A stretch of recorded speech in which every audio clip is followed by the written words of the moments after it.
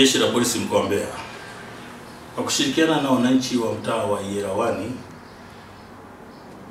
tumeweza kufanikiwa kumpata mtoto mchanga wa siku 9 aliyekuwa ameibiwa tangu kuzaliwa kwake.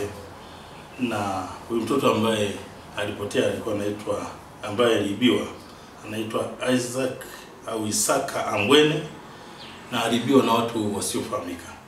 Ni kwamba mnamo tarehe 29 mwezi wa 4 mwaka 2025 majira ya saa 5 za usiku, Jeshi la Polisi mkoa wa Mbeya lilipokea taarifa kutoka kwa mjumbe wa serikali ya mtaa wa Iyela ambaye anajulikana kwa majina ya Ambakisye Kirundu, akijulisha kwamba mtoto mchanga Isaka Ambwene jinsia ya kiume mwenye siku 9, umri wa siku 9 tangu kuzaliwa kwake, ametoweka pale nyumbani na watu wasiofahamika.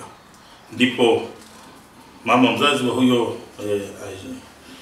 mtoto ambaye anaitwa Neema Mkunya mwenye umri wa miaka 22, mkazi wa Yerawani, alieleza kuwa akiwa nyumbani kwake siku hiyo alitembelewa na ndugu yake ambaye alifika pale majira ya saa 12 za jioni. Na huyo ndugu yake kama mgeni aliyekuwa kumtembelea anaitwa Rukia Mohamed, miaka 27, ambaye anakaa makazi hayo ya Iyela na ni dada yake. Kwa hiyo alimpokea kama mgeni na wakakaa naye, wakaongea naye, na baada ya maongezi hayo aliamua kuondoka na alimsindikiza, huku huyu mama mzazi wa mtoto huyu mchanga wa siku 9 akamwacha mtoto ndani akiwa amemlaza na akarudishia mlango na kumsindikiza huyo dada yake mpaka umbali fulani, na kisha akarudi. Na aliporudi ndipo alipokuta huyu mtoto wa siku 9 hakuwepo pale ndani.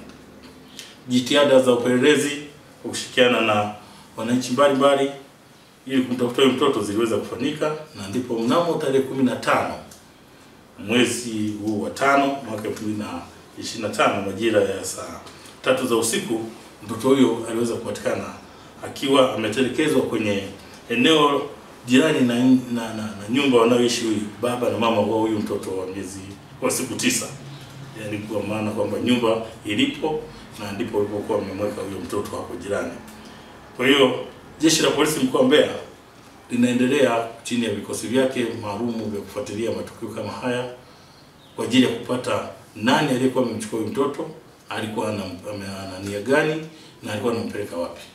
Kwa hiyo mpaka sasa hivi juhudi zinaendelea kufanyika ili tuweze kumpata, na baada ya upelelezi kukamilika wahusika wakipatikana watafikishwa mahakamani kwa ajili ya kuchukuliwa hatua.